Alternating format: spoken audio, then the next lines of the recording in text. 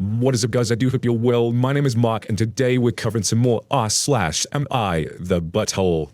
If you're new here, please consider hitting that like, that subscribe, and maybe that notification bell too, as it all really helps out our channel. And hey guys, we're now on podcasts.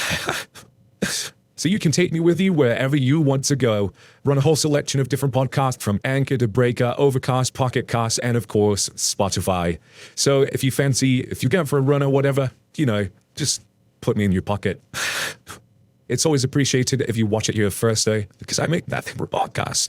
And here's how you can support the channel if you really want to. No pressure though. You can click that join button below if you're on desktop, of course, and you can also go over to Patreon, where we have some different levels and perks involved as well. I want to start creating membership videos as well as the everyday videos as well, where you guys can choose what subject you want to cover, and it just gives me a lot more flexibility with your support. And we had a new member yesterday, Annie Lucy. Thank you so much for joining us. You really appreciate it.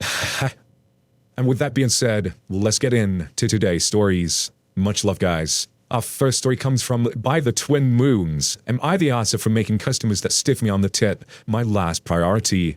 I, 21 female, am a server in a small town in Kansas, where the minimum wage for waitress is $2.13 an hour, which is just enough to cover income taxes.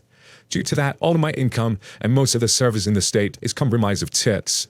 Recently, I got into an argument with an acquaintance, 25 male of mine. It mentioned how he doesn't believe in tipping, and that it wasn't right of me to treat customers that never tip as less important than any other customers. Generally, if I have a lot of tables, I'll put off serving cheapskates until my other tables are caught up. I understand that the tipping system is broken, but I also believe people that don't tip with a mindset of, I'm going to change the system, are either consciously or subconsciously taking advantage of it. And I believe a portion of people refusing to tip is not going to change the system and force my employers to give me a living wage, but instead just screw me over because I live in a small town and don't have the option of finding a different job. Am I the arsehole here? I know my opinion is entirely biased. What do you think? Edit. Everyone talking about how servers in cities make buku money. It's French, I guess. Please keep in mind the average server in my small town post-hits will make about $7.50 on the lowest day, then $10 on the highest day. And in the states of Kansas, if you don't make the full minimum wage, your employer is supposed to, though this doesn't always happen in locally owned businesses. Edit, me doing this only applies to regular customers. Just like Ronnie said, not the arsehole, fuck literally every person that doesn't believe in tipping. Edit, if you live somewhere that pays the waitstaff a living wage, then feel free not to tip. If you live in America and don't tip when you go out to eat, make your own food. Howard Could It Be replies, maybe we should just pay servers a living wage instead of make a weird, awkward custom of tipping. Edit, I'm not suggesting not tipping right now, just that I would rather they pay the servers as well. Then we can get rid of tipping. The amount of people jumping to conclusions in this thread is staggering. Riversong47 replies, then lobby the government, don't punish servers who have no say in the matter. Cooker Cody 2019 says, literally this, I'm from the UK where we have a national minimum wage. Every employer by law must pay staff at least the amount for any role. It's reviewed every year in line with inflation and the cost of living, usually going up every April. We do leave tips for people when we want to, but it's not an obligation. It's just polite that if you feel your waiter/waitress has done a good job, then they should probably get one. Actually, on my first ever trip to you guys, I was confused with the whole 10-20%, whatever it was. Maths is hard, and I had a really good meal. All I wanted was to nap. I read a lot of posts like this, and I appreciate the circumstances. You must be being paid less than someone in the sweatshop in Korea. I don't think it's fair to take out on the customers either. It's not their fault your boss won't pay you enough money to live. It's not the customers and it's not yours. Real change needs to happen. I always find that the US tipping system absolutely confusing. I'm just like, earning $2 something an hour. If you don't get, imagine if you didn't get a tip, that'd be it. How, I just don't understand. How can you live? You can't live like that. I'm sure you US folks will jump on in this one because I haven't got a clue about US tipping, but it sounds absolutely awful. Let me know what you guys think in the comments below, and don't forget to vote on the poll in the description. Our next story comes from Coyote Psychological. Am I the answer for asked my friend for a boob voyage party? A while ago, my doctor found a cancerous lump in my breast. Thankfully, it was stage 1. I did end up having a mastectomy. It was a stressful time, and my friend was over a few days before my surgery. We got onto the topic of a boob voyage party from Jane the Virgin. I'd asked her if she'd throw me one of those parties to help me get my mind off of it. I thought she would put together a small girls' night, but she went all out. She invited all of my friends and my boyfriend and had an array of boob paraphernalia. It was funny and lighthearted and meant a lot to me to get all that support from my friends. During my recovery, my boyfriend confronted me and said that he hated the boob party. He thought it was tacky, and he was offended that I hadn't asked him to put something together instead. He said that we're supposed to be going through it together, and that I should have thought about his feelings and the fact that he doesn't like parties and wouldn't want to spend one of the nights leading up to my surgery like that. I told him I'm sorry he felt that way, but it was really helpful for me, and I was the one getting surgery and treatment. I told him I wanted to support him, but my feelings had to take priority under those particular circumstances, and the party helped me. He's so angry at me for refusing to apologize, for asking my friend to throw the party without asking how he felt about it first. It comes up now and again, and he still wants me to apologize. Am I the asshole? Fried Taco says, so you went for a life-changing experience and he made it all about himself, not the asshole. That video game nerd says, you'd probably be very shocked how many men make their wives or partners' diagnosis all about them. How my father made ovarian cancer diagnosis in my teens all about him. The Rio Xenovus 12 replies, yet pretty unforgettable that in the US, when a man is suffering for a serious illness, his chances of his wife leaving plummet to 5%. When a woman is suffering for a serious illness, her chance of her husband leaving jump to 20 to 25%. The fact that he found it tacky and put it all about him, man, she should have slapped his head straight off of his shoulders. Well, what do you guys think about this story? Let me know in the comments below, and don't forget to vote on the link in the description. Next we come to Rum and Bill. Am I the answer for mansplaining my date's disability? At the beginning of lockdown, I was bored and on Tinder. Not unusual. I met this woman called Lara. We began talking and agreed that we should meet up once restrictions had been lifted. She very early into talking warned me that she was severely deaf, but I've met deaf people before, so this didn't bother me. She came over to my apartment, and we at the beginning really got on. She didn't look exactly like her pictures, but I thought it wouldn't hurt getting to know her a little bit. A few minutes after we got situated and comfortable with each other, I asked her some questions about herself, which she didn't answer, as she said they were too personal. She then made a comment about her deafness, so I took that as an opportunity to tell her what I knew, and asked her if she ever considered a cochlear implant, and such. She rudely interrupted me and told me I was getting some of my facts wrong, and when I asked her how she became deaf, she said it was meningitis, which I was unaware could cause deafness. So in the moment I laughed and said that wasn't true. She left half an hour after getting to my place and said I wasn't listening to her, nor was I getting my facts right. I got quite irritated by this, as I thought it was quite rude, so I told her I'd walk her back to hers, to which she refused, saying it was fine. I checked my phone later that evening, and she sent me a long text before blocking me on everything, basically saying I'm a massive arse. When I told my friend about the date, they've all said that too.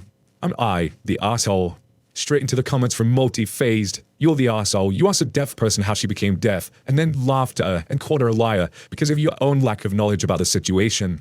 The correct response would have been, oh, I didn't know meningitis could cause deafness. Not, haha, no, you're wrong about the cause of your own disability. Snakes in Your Pants says, I'm also amazed someone who claims to have any knowledge on deafness doesn't know meningitis can cause it. Like, that's fairly well known. At least where I'm from it is. Sir Buttcube says, honestly, if I didn't watch Switched at birth, I would know meningitis caused deafness, but I also wouldn't have reacted as horribly as he did. The correct response to this is exactly as a commenter stated above, not accuse her of lying. To be fair, I didn't know meningitis caused deafness, so you learn something new every day. What do you guys think of the story? Let me know in the comments below, and don't forget to vote on the link in the description. Our next story is from Elena Broughton. Am I the ass for telling my daughter-in-law she needs to let my son be in the delivery room instead of her mother? My daughter-in-law Katie is currently 37 weeks pregnant with my first grandchild, a baby girl. I really love Katie. Her and my son have been together for about 6 years now, and I have a good relationship with her. But we've recently come to a head on this discussion. Due to COVID, the hospital Katie plans on delivering her baby in has a one birthing partner limit, and instead of choosing my son, she chose her mother. My son claims that they had a discussion about it, and he is okay with it, but I think it's completely inconsiderate for Katie to deprive my son of this incredible experience. Sure, her mother is her support system, but so is my son. Katie is also an extremely insecure girl, and has said she doesn't want my son seeing her in that much pain and discomfort. Which, having 3 babies myself, I do understand. I do not think it's a good enough reason to not let my son see his baby being born. It's his baby just as much as hers. They come around to my house for dinner once a week, usually on a Wednesday, so last night. My son got up to go to the bathroom, so I decided to have a quick word with Katie. I wasn't pushy, I just suggested that she should have my son in the living room instead of her mother, as it was his right to be there. She said they agreed between themselves that it was okay, but I know my son, I just can't imagine her being okay with that. I asked her why she didn't want my son in the room, and she explained why, her insecurities, etc. And I told her she was being idiotic. For someone soon to be a mother, she sure is childish. She shouted for my son, and my son was furious at me, telling me that was okay was whatever Katie wanted, and that he'd only be outside. He'd get to see his daughter straight away. I said that wasn't good enough, and he said if I kept this up, I wouldn't be seeing my granddaughter at all, which is just ludicrous. Am I the asshole? Throwaway says, you're the asshole, she's the one passing a human out of her body. She's the one that decides who's in the room with her. She-Law says, I think it would be fine for the husband to be upset/hurt, but OP needs to stay in her lane. Educated Owl Athena says, exactly my thought. The son is okay with it and understands. OP needs a mite around beeswax. You're the asshole. Not real username replies, even if the son is not okay with that and is just going along with what the wife wants because it's easier, it's still not anyone else's place to interject. The only person who gets to oppose the wife's decision is her husband if he wants to be in the room. Personally, I think the wife needs serious therapy if she's too insecure to allow a person who she loves and how to create life to be there when that life comes into the world. But that's not the issue. Mother-in-law went way too far in this case, and I think that's the main problem is that Katie wants that. The husband's fine with it, even if he is upset, he's not showing it, and he's cool with the whole situation. So why is the mother getting so involved? It's like, back the fuck up. What do you guys think of this story? Let me know in the comments below, and don't forget to vote on the link in the description. Our next story is from Oliver DeFreg. Am I the arse for drunkenly proposing to my girlfriend at my best friend's wedding reception? I was the best man at my best friend's wedding about 4 months ago. I've never been to a wedding before, but had a great time, and it was amazing to see my best friend since childhood get married. I have a pretty nervous disposition, so the fact I'd be making a speech at some point during the day, I drank a bit more than I should have done. My girlfriend and I have been together for about 3 years, and have decided that we're going to wait a bit to get married, as she's been for a lot recently. I'm not big on the whole marriage thing, so I told her I was absolutely fine and we'd wait. The wedding reception rolls around, I make my speech, I take advantage of the open bar. My girlfriend was also in the prize wedding party, so she was off with her friends most of the day. It got to 10 p.m. and I was pretty drunk, so my girlfriend found me and took me outside to have some fresh air. Whilst we were there, we had a super amazing deep chat about life, and I thought to myself, why not? Let's propose. It was outside, but we still an eye view of everyone in the reception, and a few people were already looking to make sure I was okay, as they knew how drunk I was.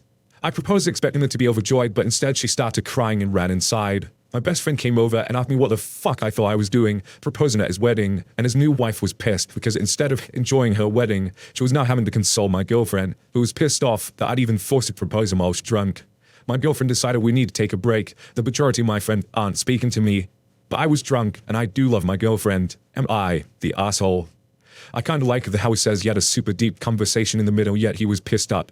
I think it might have been deeper from your side, but I think she probably saw it completely differently if you was as drunk as you say you were. The first comment from I'm Smitty3, you're the arsehole. You can't use because I was drunk as an excuse for your actions. Also, your girlfriend had told you she's not ready. Why put her on the spot at someone else's wedding? Clever wordplay says, there are very few acceptable moments where because I was drunk is valid at a wedding. They include dancing your ass off and out of rhythm, singing very loudly and out of tune when shout comes on, thinking of jumping in a pool in your tux/dress post-wedding is good, crying tears of joy for your friend getting married. Luke DePoop says, I like to have thrown up in the smoking section because the wedding cocktails were margaritas and it was an open bar. What do you guys think of this story? Let me know in the comments below and don't forget to vote on the link in the description. Next story comes from a deleted account. Woohoo! I the arse for pretending that my husband cheated when my prudish sister-in-law came over. I've been married for 7 years. We have a great marriage, though his brother's wife, V, has always been highly judgmental. She didn't think I was good enough to marry into the family, and since we both had kids at the same time, things have gotten worse. She doesn't like my parenting, my marriage, well, anything really. So my husband and I have a semi-open marriage. We're interested in swinging threesomes, but if the person isn't there, it's crossing a line. My 2 daughters were at the house last night, so we invited my best friend / our sometimes threesome partner for a sleepover. V ended up coming over in the morning to drop something off. I kind of remembered her saying she was going to, but I didn't think it would take a day, and I thought she would text. She wanted to use the bathroom, which is fine, but while I was downstairs, she went into my master bedroom. She's nosy and has done this before. There was a guest one on the first floor of the house, and saw my husband and friend in bed. V came downstairs very upset, and I pretended that I was shocked. I guess I was convinced because V went upstairs and went off on my husband about how he's the same man he's always been. So she's lucky she got the good brother. He should be ashamed. He was sort of hungover and confused, but I gave it away by laughing, and then I flopped on the bed with them. Yeah, she doesn't think I'm funny. My brother-in-law called very upset, saying we shouldn't expose our sex lives like that, and that I've always been a mean girl. But the wreck, my husband thinks it's hilarious, and my friend doesn't care at all. She's much more open about her lifestyle than we are, so I'm curious. Am I the asshole? I just read this one comment from this one. I've prepared to be mad, but honestly that's hilarious, and it's entirely your sister-in-law's fault for going upstairs and going into your bedroom and your bathroom when she had a different one available. You wouldn't shove anything in her face. She invaded what should have been your own private space, not the asshole. And what do you guys think of this final story? Let me know in the comments below, and don't forget to vote on the link in the description. Anyway, guys, a huge thank you to the members of our channel. Thank you for joining me. Thank you, Annie, Lucy, for joining us today. It's really appreciated. If you did enjoy this content, please consider hitting that like, subscribe, and maybe that notification bell too. And consider joining the channel for either the YouTube membership or the Patreon. And I'm hoping to take this whole membership thing a bit more seriously and give you something back as well. I'd love for this for one day. AITA, this is putting this out there to be, if I could do this full time, would be absolutely amazing. But there's no way on earth I could rely on YouTube to do that, because simply if they demonetize me tomorrow, I'll be screwed. You know, I can't rely on that. I've got too many responsibilities in my life that rely on consistency, you know? And I hope that doesn't sound too much. I don't mean to, I'm not trying to put pressure on anyone or anything like that. You really do what you got to do. And I just appreciate every one of you for what you do for me. Even your watch time means the absolute world to me. So please don't take that as you got to pay me, because I don't mean it like that. Anyway, if you did enjoy, there's another video on your screen right now as I speak. Thank you for being here, and I will see you in the next one. Much love, guys.